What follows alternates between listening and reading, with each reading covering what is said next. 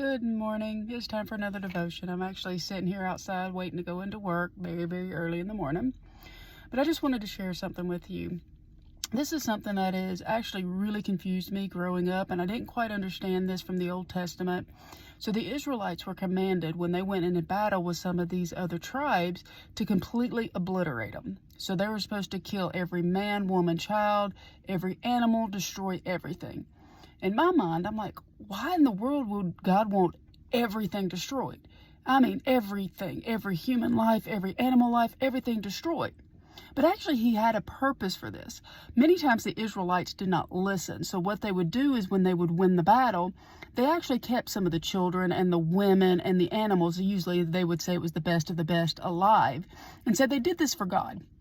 They would take those animals and say, hey, we're going to sacrifice them to God. So eventually they would kill them, or they would raise them within their livestock.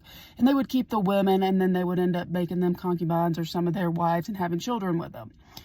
Well, later on, of course, these people knew their heritage and knew where they came from and would teach their children. And eventually these tribes would grow back.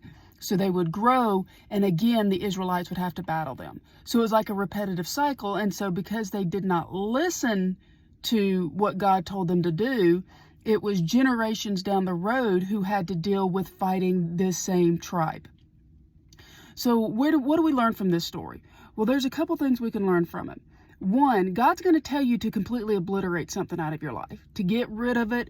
Don't know what it could be. It could be simple as, let's take for example, you like to drink a glass of wine. God says, I need you to completely get all alcohol out of your life. For you, it may not be an issue, but you may not realize that because you have a glass here and there, that maybe your child may think, okay, well, I can have one every single day. Well, then their child's going to say, well, I can drink even more than that. And so now you've created alcoholism running in your family just from you having a single glass of wine every once in a while. So you've got to watch what you're doing, because when God tells you to get rid of it, it may not be something that affects you, but it could affect your generations down the road. It could affect your children or your grandchildren or your great-grandchildren. Let's even look at today's society. We are dealing with such immorality. But could this have been stopped? Maybe. Maybe if our past generations actually put their foot down and said, you know what, this is immoral, we're going to stand against it, instead of saying, you know what, it's only one or two people, it's not that bad. You know what, it's just a handful of people, it's not that bad. We can deal with it. We can, as long as we're still going to church, we still have high church attendance, well, now at my generation and my children's generations, we're dealing with such immorality in the world that it has been being shoved down our throats.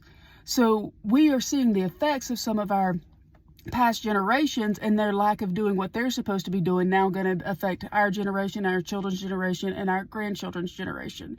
So it's very, very important when God tells you to get rid of something in your life. He doesn't mean partially get rid of it. Oh, it's okay because I'm just going to do this for God. Or you know what, I'm going to still hang around this friend even though God told me not to, because I'm going to try and witness to them for Christ. Maybe that's not your position. Maybe he has somebody else down the line who needs to do that and to witness to them. He needs you to get rid of them because they're going to be a detriment to you later on down the road. God's not going to let that person just go. He's going to put somebody in their life to witness to them, but he needs you to get rid of them for the sake of your generations. So this was very tough for me to understand and to realize why God wanted to obliterate an entire tribe or entire race of people. And it's not even really a race of people. It would be a tribe, but later on in generations down the road, they would come back and end up destroying many of the Israelites. So when God tells you to get rid of something, it's time to get rid of it. All right, till next time, love you guys. I do have a YouTube channel, so if you can, go on there. I'll put the link on here and you can subscribe. So until next time.